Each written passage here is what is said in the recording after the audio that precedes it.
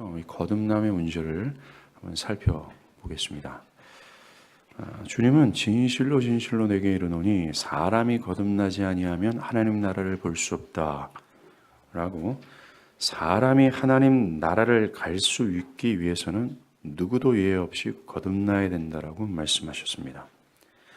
예수님은 이 사실을 진실로 진실로라고 하면서 아멘 아멘, 이건 매우 확실한 사안이야? 이것은 확고부동한 사안이야. 그 어떤 것도 타협할 수 없고 뒤로 물러날 수 없는 정확한 진리야 라고 말씀하시면서 누구도 예외 없이 하나님 나라를 볼 수 있기 위해서는 거듭나야 된다는 것을 강조하셨습니다. 우리는 만군의 하나님이신 이 그리스도께서 아멘 아멘, 하나님 나라를 볼 수 있기 위해서는 기필코 없고 누구도 예외 없이 거듭나야 된다라고 강조하고 또 강조했던 이 사안에 대해서 진지한 태도를 가져야 되는 것이 당연할 겁니다. 여러분이 기독교의 여러 교리에 대해서 별로 진지한 태도를 가지고 있지 않다 할지라도 이 거듭남, 이 중생의 문제만은 예외를 두어야 된다라는 거예요. 물론 구속의 교리 등과 같이 다른 교리의 가르침 또한 중요한 것은 사실입니다. 그러나 여러분이 거듭남을 이해하지 않고서는, 그리고 실제적으로 성령을 통해서 거듭나지 않고서는 절대로 여러분은 기독교 신앙의 교리에 대해 진지한 태도를 가지지 못할 것입니다. 절대로 그리스도의 구속도 어떤 은혜가 되지 않게 될 거예요. 하나님의 하나님 되심도 인식하지 못할 것이 뻔합니다. Why? 이 거듭남이 기독교 신앙의 출발이기 때문에 그렇습니다. 구원의 시작이기 때문에 그래요. 신앙과 구원의 시작을 교회를 다니는 것으로 성경은 말하지 않습니다. 어떤 성경 공부를 시작하거나 내가 예수를 믿겠다고 결심한 그것을 의미하는 것이 아닙니다. 여러분은 거듭남을 통해서 하나님에 대한 새로운 감각과 인지를 가지게 됩니다. 하나님의 은혜와 거룩하신 그분의 공의에 대해 감각을 가지게 되는 거예요. 구원과 영원한 나라를 위해서 어떤 대가를 지불하면서까지 따라가야 되는 것이 당연한 것처럼 생각되는 사고를 가지게 되는 거예요. 거듭남은 기독교 교리와 신앙에 대하여 진정으로 시작하는 것이고, 기독교 신앙에 대한 진지함이 어떤 시작되는 것, 눈이 열리는 시작점이라고 말씀드릴 수 있습니다. 그러하기에 그 누구도 거듭나지 않고서는 진실로 진실로 말씀하시고 강조하시는 이것을 이해하거나 이것을 경험하지 않고서는 기독교 신앙을 한다라는 것은 거짓말일 뿐이죠. 그가 교회를 다니고 기독교 신앙과 종교적인 행위를 한다라는 것 또한 의미가 없다라는 것입니다. 실제적으로 거듭나지 않는다면 기독교 신앙 안에 있는 복락과 기쁨, 이것은 불가능합니다. 거듭나지 않으면 여전히 기독교 신앙은 여러분에게 부담이 되거나 아니면 별것 아닌 것이 될 겁니다. 그러하기에 우리는 이 사안에 집중해야 돼요. 여러분이 오랫동안 교회를 다녀도 신앙의 생기를 갖지 못하는 이유는 뭔가 신앙의 생명력을 가지고 옛 신앙의 선조들과 같은 신앙의 모습과 그 하나님을 뜨겁게 열망했던 그들과 같은 모습이 없는 이유가 뭔지 아십니까? 많은 사람들은 시험에 들었다라고 얘기합니다. No. 많은 사람들은 첫사랑을 잃어버렸다라고 얘기합니다. No. 거듭나지 않았기 때문입니다. 즉 신앙의 출발을 하지 않았다라는 거죠. 여러분이 오직 예수를 믿어 죄와 죄책에서 자유케 됐다라는 그 사실에 전율하고 무작정한 은혜를 베푸신 그 하나님의 은혜에 깊이 감사하며 나의 전 인생과 영역을 기꺼이 하나님께 드리고자 하는 열망이 없는 이유가 뭔지 아십니까? 믿음이 약해서가 아닙니다. 거듭나지 않았기 때문입니다. 그 누구도 예외 없이 주님은 하나님 나라라는 그 하나님 나라에 속한 자로서의 나타나는 생기와 생명력과 세상도 어찌할 수 없는 그 추진력과 전진함이 있기 위해서는 거듭나야 된다고 말씀하시는 겁니다. 하나님 나라의 주인 되신 주님이 이토록 강조하셨음에도 불구하고 사람들은 이 중대한 진리를 저항하거나 믿지 않습니다. 때로는 그 진리를 약화시키려고 하죠. 니고데모처럼 말입니다. 니고데모는 예수님이 이러한 말씀에 대해서 의문을 제기했습니다. 4절이죠. 지난주에 우리가 본 겁니다. 주님이 하나님 나라에 볼 수 있으면 사람은 누구나 거듭나야 돼 라고 말했음에도 불구하고 니고데모는 하나님, 주님, 사람이 늙으면 어떻게 날 수 있습니까? 모태, 두 번째 모태에 들어갔다 날 수 있습니까? 라는 거예요. 그의 말은 이런 의미입니다. 주님께 어떻게 나처럼 나이 든 사람이 완전한 새로운 삶으로 변화될 수 있습니까? 그건 불가능합니다. 라고 의문을 제기한 거죠. 사실 이러한 니고데모 같은 사고가 교회 안에 팽배합니다. 사람들은 니고데모처럼 이미 나이가 많이 들어서 자신만의 가치관으로 확고하게 되고 정립되어 있는 사람이 어떻게 새 사람으로서 다시 인생을 시작할 수 있겠습니까? 이미 자신의 견해와 삶의 방식이 굳건히 구축되어 있는 사람들이 자기를 부인하고 십자가를 지고 주님을 따라갈 수 있겠습니까? 그런 변화는 있을 수 없습니다. 자기를 희생하면서까지 주님을 따르는 것? 그런 건 불가능합니다. 그런 열정적인 헌신은 젊은 사람들이나 하는 겁니다. 그런 열정적인 헌신은 과거 100년 전에 200년 전에 살았던 믿음의 선조들에게만 해당되는 일입니다. 나처럼 나이 든 사람은 그저 종교에 진지한 태도를 갖는 것? 그 정도로만으로도 충분합니다. 교회를 다니는 것만으로도 충분하다고 생각합니다. 또는 보세요. 저는 이 정도만으로도 매우 큰 변화를 받았다라는 걸 아세요? 그런 과격한 변화는 나에게 해당되는 것이 아닙니다. 그런 변화는 2000년 전이나 100년 전 부흥의 시기에서 경험할 수 있는 변화입니다. 현대 사회를 살고 있는 우리들에겐 그런 변화는 적용될 수가 없습니다. 불가능합니다. 라고 하면서 이 거듭남의 역사를 약화시켜버리는 거죠. 이것이 니고데모의 태도였습니다. 주님이 진실로 진실로라고 확고부동한 이 진리를 말씀했음에도 불구하고 하나님 나라를 볼 수 있기 위해서는 어떤 완전한 내적 변화, 확실한 변화가 있어야 되매 이것이 있어야 된다라고 말했음에도 불구하고 사람들은 자신의 고정관념으로 이것을 약화시키거나 부인한다는 겁니다. 사람들은 니고데모처럼 종교적 진지함이나 기독교 교리를 동의한다거나 기독교 교리를 알고 있다고 해서 알고 있다라는 것. 그것 때문에 그것으로 하나님 나라를 갈 수 있다는 의식을 가지고 있어요. 그렇게 꼭 영적인 변화가 필요 없다라는 사고를 가지고 있다라는 겁니다. 굳이 그럴 필요가 없다라는 사고라는 것이죠. 니고데모는 말입니다. 그 당시 이스라엘 백성들이 가지고 있었던 그 당대의 종교적 개념을 가지고 있었던 것이 분명해요. 이것이 2000년의 세월이 지나도 똑같습니다. 오늘날 사람들은 기독교 전통 교리를 물어보면 아주 빨리 답합니다. 그들의 신앙 고백 또한 매우 매끄럽고 별 문제가 없어 보입니다. 사람들은 지금껏 다른 사람들이 해오는 방식의 예배, 신앙적인 삶과 견해를 가지고 있으면, 즉 요즘 사람들과 별반 차이 없는 종교적 옷만 입고 있으면 자신이 천국에 갈 수 있다라고 여깁니다. 마치 철로역정의 형식과 유선과도 같습니다. 자, 철로역정의 크리스찬이 있죠. 그 주인공입니다. 크리스찬이 좁은 문을 통과해서 좁은 길을 걸을 때입니다. 그럴 때 좁은 길에 담장을 뛰어 들어오는 사람을 발견합니다. 그들이 형식과 유선이었어요. 크리스찬은 그들에게 왜 당신들은 죄를 깨닫고 그 영원한 생명을 얻고자 이 죄사함에 대한 그 열망을 갖고 좁은 문으로 들어가 죄사함을 받는 그 좁은 문을 통과하지 않고 왜 담장을 뛰어넘습니까? 그것은 주님의 뜻이 아닙니다. 주님은 그런 자들을 향해서 강도여 절도라고 말씀했습니다. 라고 경고했습니다. 그러자 그들은 이렇게 대답합니다. 당신이 상관할 바가 아니고 자신들의 행동은 하나의 관습이기 때문에 그래도 별 문제가 없다라고 말하는 거죠.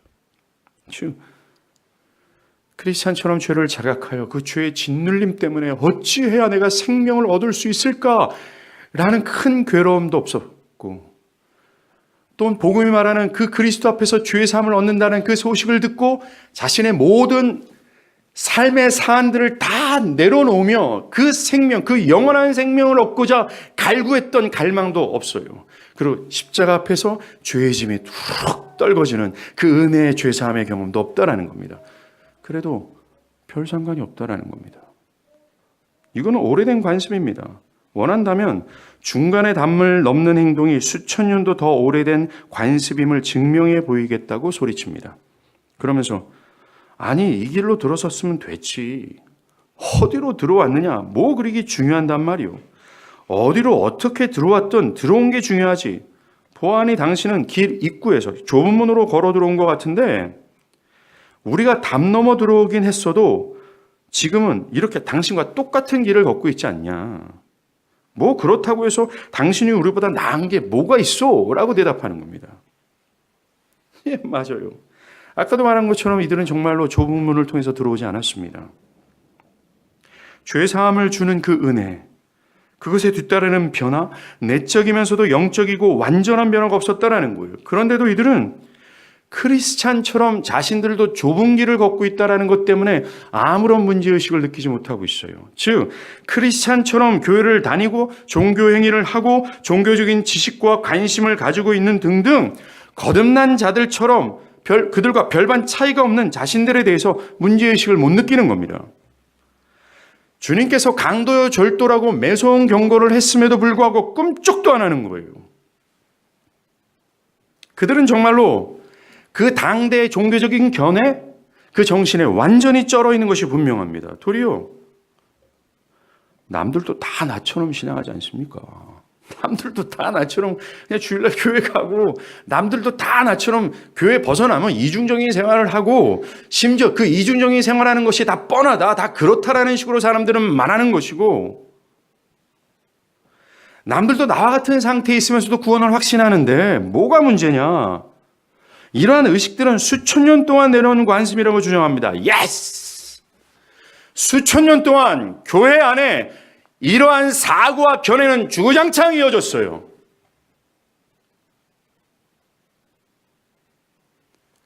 혹시나 여러분들도 그냥 일반적인 사람들이 갖고 있는 종교적인 옷을 입었다라는 것 때문에 구원을 확신하고 있지는 않습니까? 변화가 없음에도 불구하고. 저 개인적으로는 현대 교회 안에 이런 형식과 유선인 사람들이 많다라고 확신합니다. 형식과 유선처럼 성경이 아닌 그 당대의 사람들의 신앙적 견해를 따라가는 거죠. 문제의식을 못 듭니다. 주님의 매서운 경고가 있음에도 불구하고 그들은 삶을 돌이키려고 하지 않습니다. 그 변화를 추구하지 않아요. 그저 자신들의 신앙적 행동의 충분성을 느끼고 있습니다. 자신들의 신앙 고백과 자기가 알고 있는 교리적 지식으로 충분하다고 생각합니다. 그러면서 도리어 이런 거듭남이라는 이런 본질적인 메시지를 들을 때 그들은 매우 불쾌해하죠. 그들은 그냥 평이한 메시지를 우리에게 주세요. 그냥 하나님에 대해서 얘기하면 되는 것 아닙니까? 왜 그러한 말로 우리를 불편하게 합니까? 라고 말합니다. 정말로 이들은 이러한 중대한 메시지에 대해서 자신들의 주장을 굽히지 않는다는 겁니다. 니고데모는 4절에서 그 누구도 예외 없이 하나님 나라에 들어가기 위해선 거듭난다라는 이 주님의 말씀을 저항했다는 것을 증명했습니다. 주님 그게 말이 되는 겁니까? 라고요. 하지만 그의 저항에 대해서도 주님은 조금도 물러나지 않습니다. 한층 더 강하게 강조하세요. 주님은 5절에서 다시 진실로 진실로 너에게 이르노니 라고 말씀해요.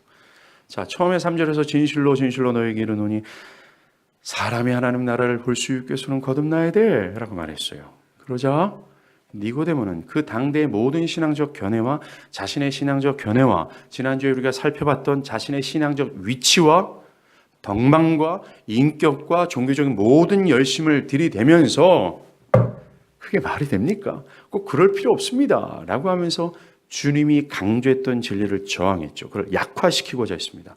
그런데 주님은 곧바로 그의 대답에 뭐라고 응수하죠? 진실로 진실로 내게 이르노니. 한층 더 강화하는 거예요. 일말의 타협도 없습니다. 주님은 또다시 강하게 언급하면서 니고데모와 같은 종교적 개념과 사고에 어떤 여지도 주지 않는다라고 말씀하세요. 앞에서 언급한 위선과 형식과 같은 신앙인들에 대해 어떤 타협도 하지 않는다라고 말씀하시는 겁니다. 한치의 양보도 안 보이신다고 말씀하시는 거죠. 그들에게 어떤 여지도 없다라고 얘기하는 겁니다. 직진하세요. 그리고 똑같이 거듭남을 강조합니다. 아니요, 거듭남을 더 한층 더 강화하실 뿐만 아니라 그 뜻을 한층 더 밝히시는 거죠. 주님은 니고데모의 변증에 대해서 5절에 거듭남에 대한 확장된 보충 설명을 덧붙여요. 5절을 볼까요? 예수께서 대답하시되 진실로 진실로 내게 이르노니 사람이 물과 성령으로 나지 아니하면 하나님 나라에 들어갈 수 없느니라. 3절에서 거듭난다 라는 헬라어 말은 아노텐으로서 위로부터 태어난다는 뜻이 있어요. 그 위로부터 태어난다라는 말을 주님은 5절에서 물과 성령으로 나는 것이라고 자세하게 말씀하시는 겁니다. 자, 지금부터가 중요합니다. 5절에서 말하는 물과 성령으로 난다라는 이 해석을 두고서 역사적으로 많은 해석들이 나왔습니다. 어떤 해석자들은 여기서 말하는 물을 아기가 태어날 때 모태에서 터져나오는 양수를 가리키는 것으로 해석을 했어요. 그래서 먼저는 자연적 출생을 하고 이어서 성령으로 나야 된다라고 해석했습니다. 또 어떤 해석자들은 역사적으로 이렇게 해석한 사람들이 상당히 많습니다. 캐톨릭을 비롯해서요. 여기서 말하는 물을 기독교 세례를 가리키는 것으로 본 겁니다. 그래서 세례를 받고 성령을 받음으로 하나님 나라를 볼 수 있다라는 거죠. 대부분의 해석들은 물과 성령을 분리해서 두 가지의 출생처럼 해석했다라는 겁니다. 이것 외에도 여러 해석들이 있습니다. 그러나 그 중에서 가장 유력하고 전통적인 해석은 다음과 같습니다. 먼저 여러분들이 가장 유력한 해석을 이해하기 위해서는 이 구절의 세 가지 요소를 고려할 필요가 있어요. 첫 번째는 물과 성령으로 난다라는 표현이 3절에서 위로부터 난다라는 평행 구조를 가지고 있습니다. 그러하기에 두 가지 출생을 의미하는 것이 아니라 오직 하나의 출생을 염두한다라는 거죠. 즉 위로부터 태어나는 것을 물과 성령으로 태어나는 것이라고 설명하는 것으로서 물로 태어나고 또 성령으로 태어나는 것이 아니라 이것은 하나의 출생을 얘기한다는 겁니다. 그리고 두 번째, 물과 성령으로 하면서 전치사 의로가 있죠. 이 의로가 물에도 연결되고 성령으로도 연결되어 있다는 겁니다. 이러한 문장을 해석하는데 올바른 것은 이 어구를 하나의 개념 단위로 보는 겁니다. 즉 물과 성령을 각각 따로 떼어서 두 가지 출생으로 보는 것이 아니라 물과 성령으로 나가면서 물과 성령이 거듭나는 하나의 기원으로 보는 겁니다. 그리고 마지막으로 중요한 게 이겁니다. 예수님이 니고데모한테 물과 성령으로 나는 것에 대해서 모르는 니고데모에게 야, 물과 성령으로 거듭나는 것을 내가 말했잖아. 그런데 모르는 니고데모에게 3장 10절에서 그는 이렇게 말합니다. 너는 이스라엘 선생으로서 이러한 것들을 알지 못하느냐라고 책망하세요. 즉, 그 당시 구약 성경의 최고의 선생으로 인정받는 너가 물과 성령으로 난다라는 것을 몰라서 묻냐? 당연히 알아야 되는 것 아니냐라는 겁니다. 그렇습니다.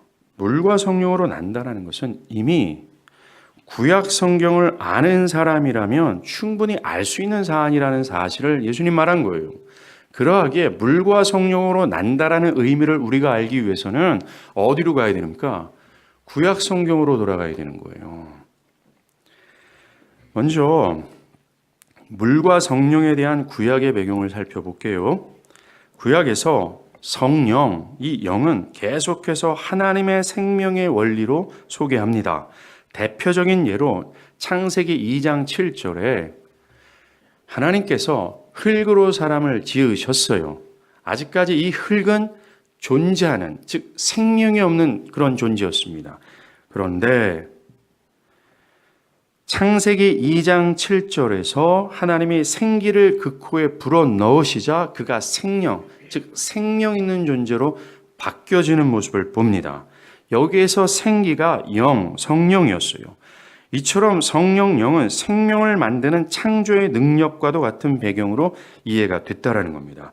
즉 죽어있는 존재에 성령이 임할 때 살아 역사하는 존재로 된다라는 것으로 표현할 때 이 영, 성령을 삽입했다라는 거예요. 뿐만 아니라 구약의 많은 부분들을 보면, 특별히 이사야서 32장이나 에스겔서 39장을 보면 하나님의 영이 사람들에게 부어질 때에 그 사람 안에 하나님의 복과 의가 넘쳐나고 하나님의 백성들은 모든 우상과 불순종으로부터 깨끗하게 씻겨진다.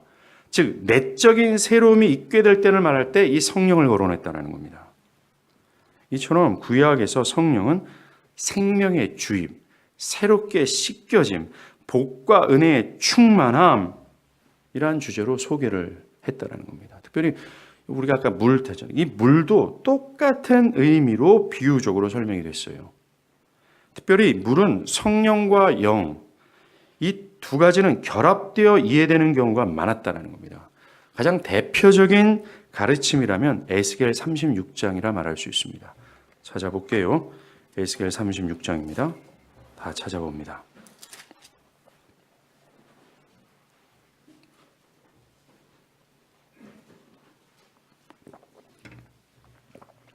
에스겔 36장 25절에서 27절입니다. 자세히 보세요. 제가 읽어드리겠습니다. 에스겔 36장 25절에서 27절입니다. 맑은 물로 너희에게 뿌려서 너희로 정결하게 하되 곧 너희 모든 더러운 것에서와 모든 우상 숭배에서 너희를 정결하게 할 것이며 또 새 영을 너희 속에 두고 새 마음을 너희에게 주되 너희 육신에서 굳은 마음을 제거하고 부드러운 마음을 줄 것이며 또 내 영을 너희 속에 두어 너희로 내 율례를 행하게 하리니 너희가 이 규례를 지켜 행할지라. 이 말씀처럼 물과 성령으로 난다라는 것을 잘 설명한 구절이 없다라고 저는 믿습니다. 주님도 이 구절을 염두에서 말씀하신 것이라고 대부분의 성경학자들은 보고 있습니다.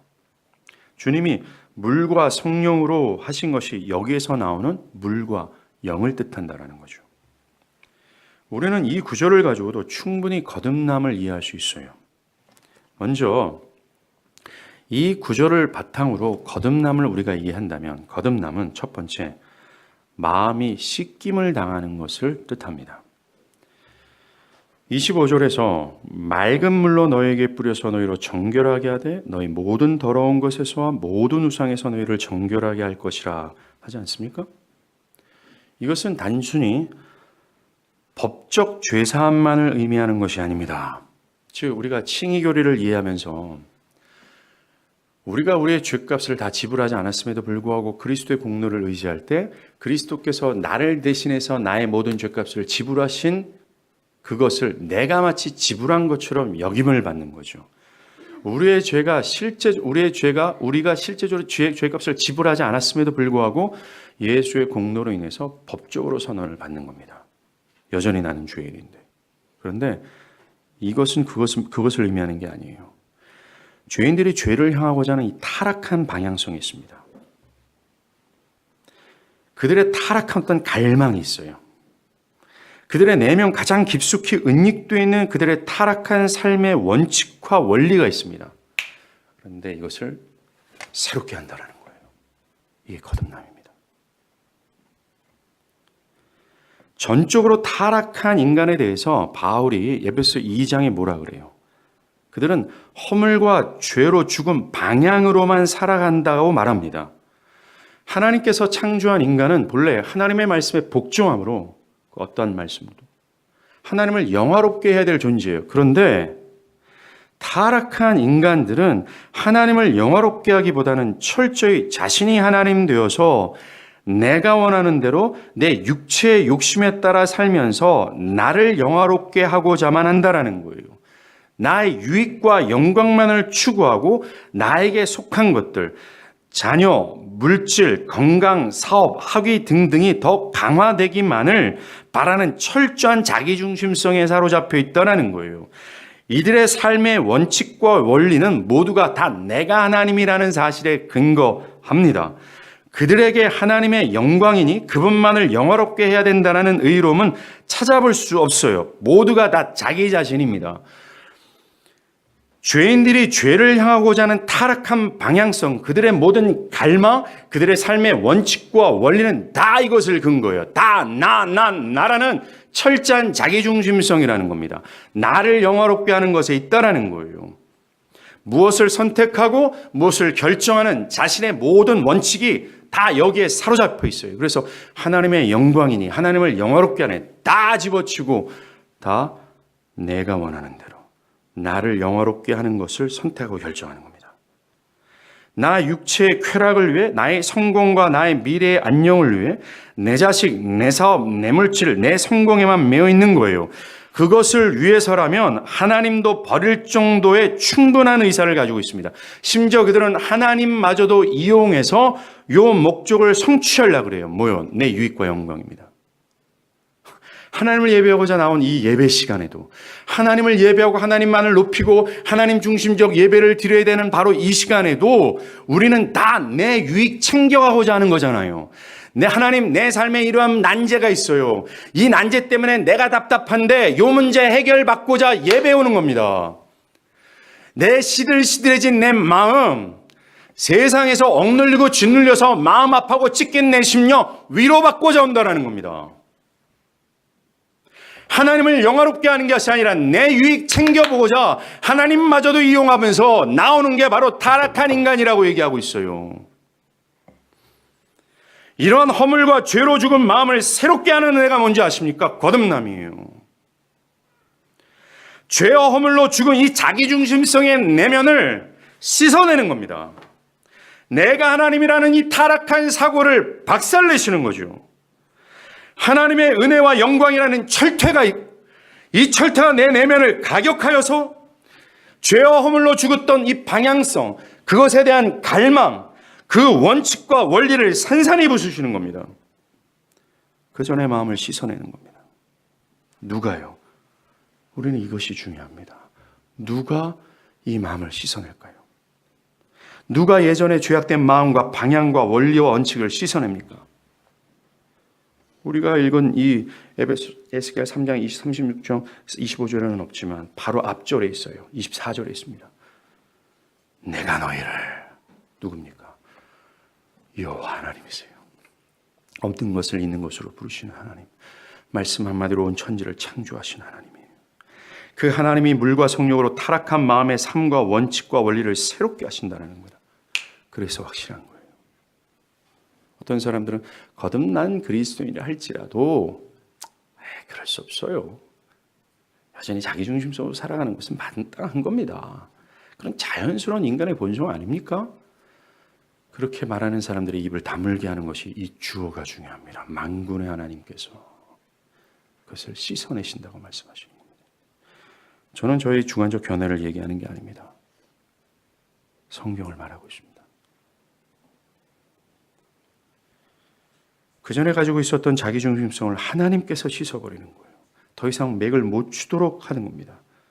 그러하게 거듭난 자들에게 나타난 중요한 열매가 뭔지 아십니까? 자기중심성의 파쇄예요.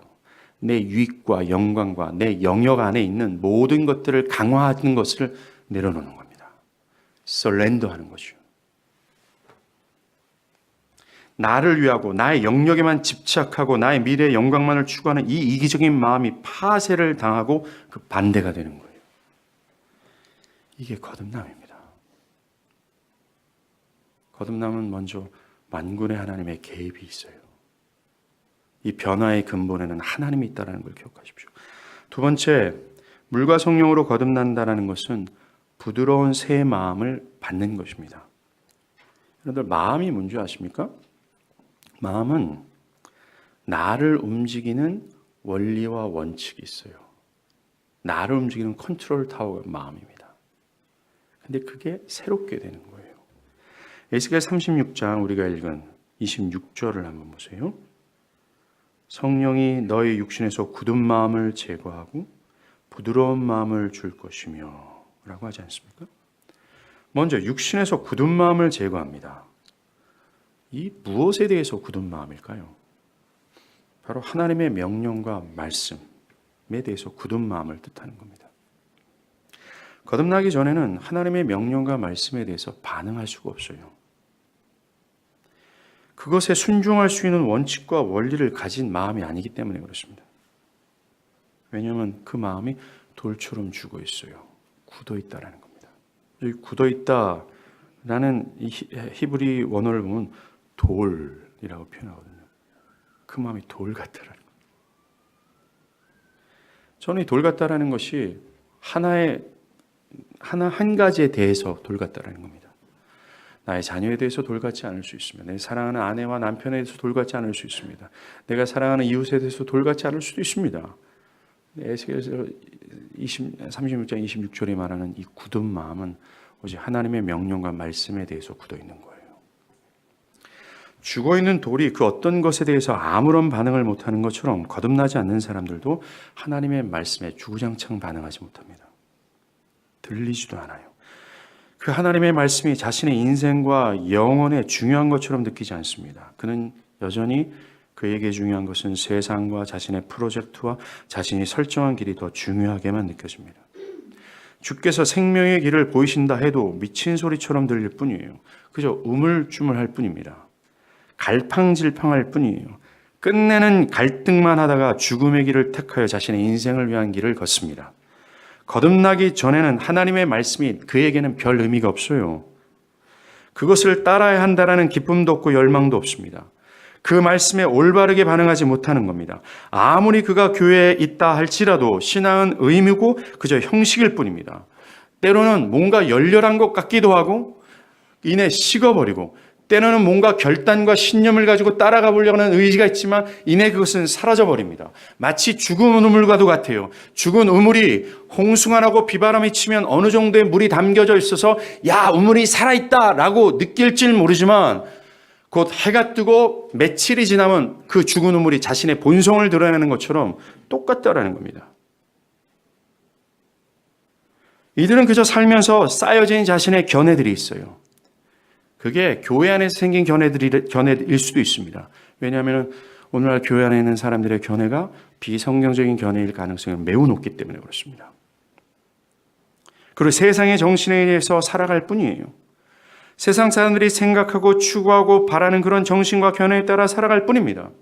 이 세상 풍조를 진짜 따르는 거죠. 다 나를 영화롭게 하고자 라는 겁니다. 이것이 굳은 마음이에요. 그런데 물과 성령으로 거듭난다는 것은 이 굳은 마음이 제거당하는 겁니다. 26절에 뭐예요? 너희 육신에서 굳은 마음을 제거하고. 와.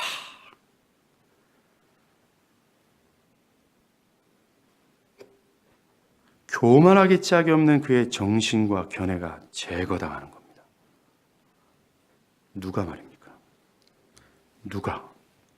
누가 이 굳은 마음을 제거합니까?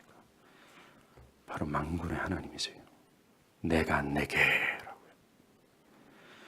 굳은 마음을 제거하고 중요한 게 있습니다. 하나님은 부드러운 마음을 주십니다. Yes. 거듭남은 부드러운 마음을 받는 거예요. 내 안에 생존에 있었던 마음입니다. 하나님은 기존의 마음의 틀 속에서 뭔가를 만들으시는 것이 아닙니다. 우리 안에 기존에 없던 마음입니다. 기존에 갖고 있던 굳은 마음을 제거하시고 새 마음을 주신다고 얘기해요. 근데 그 새 마음이 부드러운 마음이라고 얘기를 하는 겁니다. 무엇에 대해서 부드러운 마음입니까? 주의 명령과 말씀에 대해서 부드러운 마음이에요. 부드러운 살결처럼 기꺼이 수용하는 겁니다. 어떤 과격한 명령도 기꺼이 수용하고자 하는 마음의 상태가 되는 거예요. 이게 거듭남입니다. 목사님, 저는 이러한 말씀을 기꺼이 따를 수는 있지만 이러한 말씀은 나에겐 참 어렵습니다. 이걸 거듭남이라고 이해해서는 안 됩니다.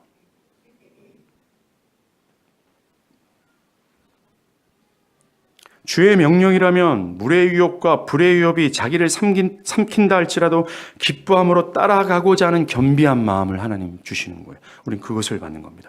주여 말씀하소서 내가 듣겠나이다 라는 태도를 갖게 되는 겁니다. 이렇게 거듭남으로 부드러운 마음을 받을 때야 비로소 뭡니까? 여러분들은 기독교의 모든 교리, 기독교의 참된 신앙을 수용할 수 있게 되는 거예요. 그전에는 나 자신의 곁으로 필터링했습니다. 나에게 위대한 것, 내가 할 수 있는 것, 내가 할 수 있는 범위까지만 필터링해서 그것을 수용했습니다. 그러나 부드러운 마음을 하나님께 새롭게 받은 그는, 즉 거듭난 그는 기독교의 모든 교리를 수용합니다. 그리고 주님께서 Hey, follow me! 나를 따라! 어디까지? 십자가의 죽음까지 나를 따르라는 주님의 과격한 명령을 수용하고 그것을 기꺼이 따라가고자 하는 마음의 자세를 갖는 거예요. 그것을 나의 심령과 결단으로 된 게 아니라 하나님이 새로운 마음을 주입한 겁니다. 거듭남은 받는 거예요. 그때서야 비로소 그는 신앙을 시작하는 겁니다. 그 하나님의 기독교 교리를 수용할 뿐만 아니라 초반에 말씀드렸던 그 은혜를 깨닫고 거기에 전율하고 그 은혜에 감사하게 되죠. 그제서야 그리스도의 십자가의 구속의 실제가 되는 거예요. 태어나면서부터 40년, 50년 교회에 있어도 주구장창 이 십자가의 구속을 들어도 가끔씩 수련회 가서 눈물 콧물 좀 흘렸지만 나 같은 죄인 살리신 이 그리스도의 그 은혜의 진정함을 깨닫지 못한 결과 변화가 없어요. 마음의 변화가 없습니다. 나는 그저 형식적인 거예요. 그게 아닙니다. 거듭남은 이것이 실제가 되고 하나님의 하나님 되심을 보는 거예요. 그 하나님의 하나님 되심을 확신하는 겁니다. 살아 역사하시는 그 하나님에 대해서 진지함을 갖는 거죠. 그래서 어두운 골짜기를 지나도 거듭난 자의 영적인 시야에는 그 하나님의 영광이 보이는 거예요. 여전히 하나님 우편에서 나를 사랑하신 어린 양 예수를 보는 겁니다. 꿈쩍도 안 하는 거죠. 그래서 사도 바울처럼 얘기하는 거예요. 사망아 와라 라고요. 사망아 네가 나를 우겨쌈을 당한다 할지라도 나는 절대로 흔들리지 않을 거라는 비밀스러운 세상이 절대로 이해할 수 없는 담대함과 평온을 갖는 거예요. 이게 거듭남입니다. 세 번째로 거듭남은 마음이 새롭게 되는 것, 부드러운 마음을 받는 것, 이런 소극적인 의미를 넘어서 매우 적극적인 의미가 있어요. 27절입니다. 에스겔 36장 20절 보세요. 내 영을 너희 속에 두어 너희로 내 율례를 행하게 하리니 너희가 내 규례를 지켜 행할 것이다. 꼭 그렇게 될 거야. I will 표현을 여러 번 사용했어요. I will, 주어가 누구? 하나님이에요. 내가 그렇게 만들 거야. 성령을 너한테 줄 거야. 그리고 성령이 지금까지는 너희가 어려워했던 이 모든 하나님의 명령을 따르도록 내가 만들 거야. 이것이 거듭난 자의 결심이라면 이건 불가능한 얘기입니다. 그 변화를 약화시켜야 되는 게 맞습니다. 나이에 따라 달라야 되는 건 분명히 맞습니다. 그러나 I will, 그 I가 내가 아니라 하나님이라는 거예요. 거듭남은 성령을 받아서 그 성령으로 하나님의 모든 말씀을 실제적으로 실천하도록 받는 역사라는 거예요. 이것이 중요합니다. 신앙은 그저 관념이 아니에요. 신앙의 실제가 되는 이유는 거듭남 때문에 그렇습니다. 에스겔 36장 27절을 보세요. 철저히 주어가 하나님이에요. 하나님이 그렇게 만드시겠다라는 굳은 결심과 의지가 will이라는 단어는 기필코 하겠다라는 가장 강력한 의사 표시거든요. 하나님이 그렇게 하셨어요. 그러하게 거듭난 자들은 하나님의 모든 명령과 말씀을 실제적으로 따르는 삶을 가지고 있어요. 누가 교회 안에서 신앙하고 월요일부터는 우리가 세상에 나가면 세상 따라 살아가는 거 누구나 다 그러니까 신앙은 그런 것 아닙니까? 참된 신자도 다 그런 것 아닙니까? 라고 말하는 것에 입을 다물게 하는 메시지가 이거예요. 실제하는 삶을 따라가는 거예요. 철로역정에서 크리스찬도 이렇게 말합니다. 나는 하나님의 말씀을 따라 걷고 있습니다. 그는 하나님의 말씀을 따라 좁은 길을 걷는 것 때문에 세상의 허영과 불을 거절합니다. 그 대가로 옥에 갇혀 죽기까지 고통을 당합니다. 여러 손해와 환난과 핍박을 당하는 거죠. 왜 하나님의 말씀을 따를 때 고통이 올까요? 왜 하나님의 말씀을 따를 때 손해가 올까요? 그것은 하나님의 말씀은 세상이 추구하는 방향을 거스르기 때문에 그렇습니다. 이 세상의 흐름을 거스르지 않으면 절대로 우리는 하나님의 말씀에 순종할 수 없어요. 하나님의 말씀의 방향과 세상의 흐름은 같이 가지 않습니다. 반대예요. 그래서 우리가 하나님의 말씀을 따를 때 뒤따를 수밖에 없는 게 고난이고 손해고 환난일 수밖에 없다는 것입니다. 사람들은 굳이 그렇게까지 신앙하지 않아도 된다고 말해요. 그냥 세상에서 착하게 살고 남에게 해끼치지 않고 주일마다 교회 가고 어느 정도 교회 봉사하면 되는 거 아니냐. 이것이 하나님의 말씀을 따라 사는 것 아니냐고 말해요. 이게 무슨 소리 하는 겁니까? 거듭나야 되는 겁니다. 거듭나게 하신 하나님으로 말미암아 변화된 내면이 있고 변화된 삶이 있고 실제적으로 그 삶에서 세상을 거스리는 하나님의 말씀을 따르는 삶이 있어야 된다라고 성경은 말하고 있다는 거예요. 니고데모처럼 그 당대의 신앙적 견해를 가지고 생각하지 않길 바랍니다. 니고데모처럼 모든 사람들, 신앙한다고 하는 사람들이 다 그렇게 생각하는데요. 뭐가 문제예요? 나는 이 식으로 이 말씀을 받지 않길 바라요. 우리는 철저히 성경이 하나님의 진리라고 믿는다면 이 성경이 말하는 거듭남을 추구해야 되는 것이 마땅한 거 아닙니까? 그리고 성경에서 말하는 참된 신앙의 거울에 비춰서 내가 아니면 나를 부인하고 하나님께 나 좀 살려주세요 라고 바라야 되는 게 맞는 거 아니에요. 어떤 변명도 아니라는 겁니다. 니고데모도 변명했잖아요. 근데 주님이 아니라고 얘기하잖아요. 니고데모는 어느 정도 타협하자고 얘기했잖아요. 근데 주님은 또 아니라고 얘기하는 겁니다. 일만의 여지도 남겨두지 않아요. 거듭나야 되라고 얘기해요. 물과 성령으로. 이 사실을 믿지 못하는 사람들은 그것이 어떻게 가능합니까? 아무리 교회 다녀봐라야 사람 변화된 거 다 뻥이다 야. 심지어 설교 강단에서도 사람들 절대 안 변합니다 라고 얘기해요. 그 사람들이 변화받지도 않는 그 말라비틀어진 기독교를 내가 왜 믿겠습니까? 죽은 자 가운데서 예수를 부활케 하신 그 하나님의 능력이 역동하는 이 교회에서 어째 이런 거듭남의 변화가 나타나지 않겠어요? 왜 사람들은 자꾸 이 거듭남의 변화, 이 거듭남을 부인하고자 하는 줄 아십니까? 내가 그렇게 변화되기를 원치 않기 때문에 그래서요. 여러분들, 이 거듭남이 진짜 실제고 이것이 굉장한 위대한 역사라는 사실을 에스겔 36장 우리가 봤죠.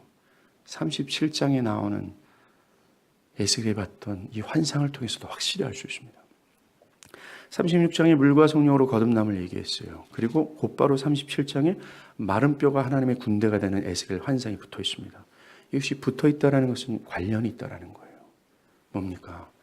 물과 성령으로 거듭나는 것이 이러한 실제가 있음을 보여주는 것이 37장의 내용이라는 겁니다.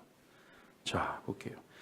에스겔이 골짜기에서 완전히 말라 비틀어진 뼈들을 봅니다. 어떤 생명도 생기도 없어요. 이들은 죽었을 뿐만 아니라 죽은 지도 너무나 오래돼서 뼈가 서걱서걱 툭 치면 와르르 무너질 정도로 너무나 오래됐습니다. 죽은 지. 살아날 것이라는 소망이 전혀 보이지 않아요. 완전 죽었습니다. 그때 하나님이 에스겔에게 이렇게 말합니다. 나의 말을 대언하라고요. 그 명령을 따라 에스겔이 하나님의 말씀을 대언합니다. 그러자 완전히 죽어있는 뼈들이 서걱서걱 움직이면서 서로 들어맞아 서로 연결되는 거예요. 그리고 또 대언하자 그 뼈에 힘줄이 생기고 살이 오르며 그 위에 가죽이 덮이는 거예요. 그리고 하나님이 에스겔에게 너는 생기를 향하여 대언하라 하자 에스겔이 생기야, 즉 영입니다. 생기야, 성령아, 사방에서부터 와서 이 죽음을 당한 자들에게 대언하라. 불어서 살아나라. 그러자 죽어 아무런 반응도 못했던 그들이 생기가 들어가 살아나 큰 군대가 되어버리는 거예요. 즉 지금이라도 어떤 강한 적을 맞이하더라도 승리할 수 있는 강력한 군대가 되는 겁니다. 주의 말씀 한마디만 떨어져도 충성스럽게 임무를 수행할 수 있는 여호와의 군대가 된 거예요. 이것이 물과 성령으로 거듭나는 실제의 역사입니다. 마른 뼈들처럼 하나님을 조금도 감각하지 못하고 그저 세상의 가치관에 쩔어서 오직 나의 영광과 유익만을 추구하는 죄와 허물로 완전히 죽어있는 자라 할지라도 하나님의 말씀이 태어날 때 역사하시는 성령이 들어간다면 그 한순간 서든이 갑자기 살아있는 군대가 되어버리는 거예요. 나의 모든 피와 물을 쏟고라도 이 전쟁을 기필코 승리로 이끌 것이라는 강하고 투철한 용기 백백한 군대가 되어버리는 겁니다. 주여, 이게 거듭남이, 이게 실제입니다. 거듭남은 점진적으로 되는 게 아니에요. 많은 사람들은 각 거듭난 신자를 매우 연약하고 어린애 같은 취급을 합니다. 주님은 곧바로 군대가 될 거라 그래요. 아무런 생기 없는 마른 뼈다귀가 강력한 군대로 급작스럽게 하나님의 말씀이 되어되자 그렇게 되는 것처럼, 비록 그는 갓 거듭난 사람들은 하나님의 말씀에 지식이 없어서 하나님을 어떻게 섬기는지 잘 모릅니다. 그러나 그 안에는 새로운 마음이 있어요. 하나님의 말씀을 죽도록 지키고자 하는 열망이 있는 겁니다. 하나님에 대한 인식이 있어요. 그리스도의 구속에 대한 인식이 있는 겁니다. 그리고 충분합니다. 이게 거듭남이라고 얘기하고 있습니다.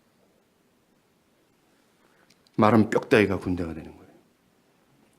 사랑하는 여러분, 구약 성경에서 하나님의 능력을 거침없이 반복적으로 강조하잖아요. 천지를 창조하신 하나님의 능력, 홍해를 가르신 하나님의 능력, 애굽을 초토화시킨 하나님의 능력, 물을 피로 바꾸시는 하나님의 크신 능력을 계시하는 목적이 뭔지 아십니까? 구약에서 이렇게 주구장창 하나님의 위대한 능력을 계시하는 이유가 뭔지 아세요? 그 이유가 예수를 통해서 확실히 드러났어요. 그 능력이 예수 안에 역사했습니다. 그 능력으로 예수는 죽은 자를 살려요. 병든 자를 고쳐요. 앉은뱅이를 일으켜요. 모두가 그 당시 이스라엘에서 영적으로 죽은 죄인이야 라는 존재로 폭로당했던 허물과저로 죽은, 영적으로 죽은 우리를 예표하는 자들이었습니다. 즉 그들 모두가 이스라엘에서 야, 저 마른 뼈다귀야, 하나님의 은혜와 은총을 입기를 불가능한 죄인 중에 괴수야 라고 했던 모든 불가능한 그들에게 예수 안에 천지를 창조한 능력, 홍해를 가는 그 하나님의 무궁한 능력이 역사하였고 그 능력으로 예수는 고쳤어요. 이걸 뭘 보여주는 겁니다? 거듭남으로 이해하십시오. 거듭남의 능력이 이러한 것이라고 우리는 이해해야 된다는 겁니다. 하나님이 천지를 창조한 능력, 홍해를 가르신 능력, 죽은 자를 살린 능력, 어떤 불치병도 고치는 예수의 능력을 통해서 아하, 나를 살리신 능력이 이거구나. 마른 뼈다귀 같은 나를 완전한 군대로 일순간에도 0.1초 내에도 변화시킬 수 있는 능력이 그 하나님의 능력이구나. 그 능력이 임하는 게 거듭남이에요.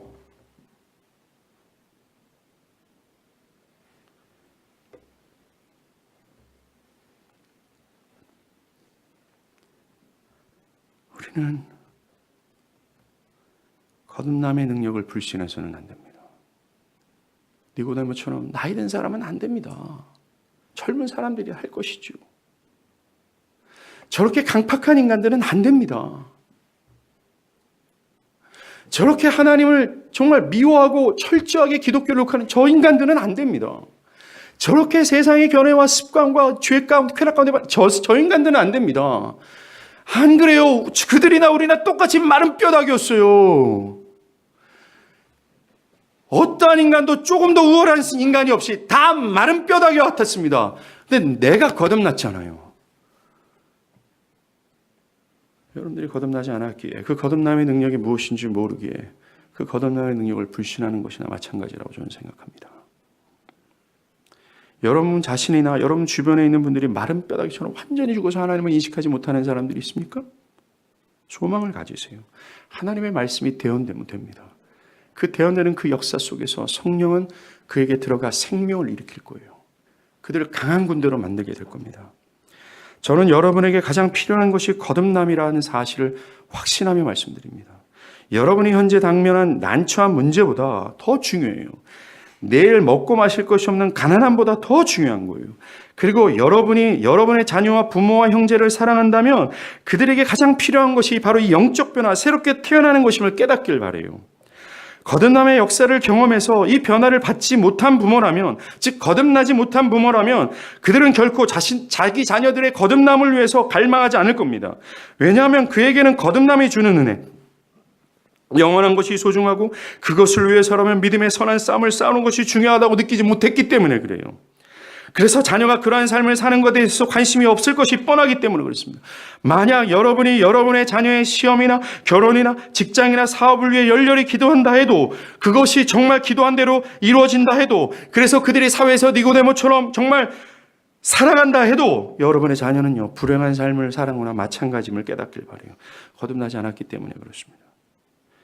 여러분의 열렬한 기도는 여러분들의 자녀의 진정한 회심, 거듭남에 있어야 돼요. 그것으로 충분함을 여러분들은 가져야 된다는 겁니다.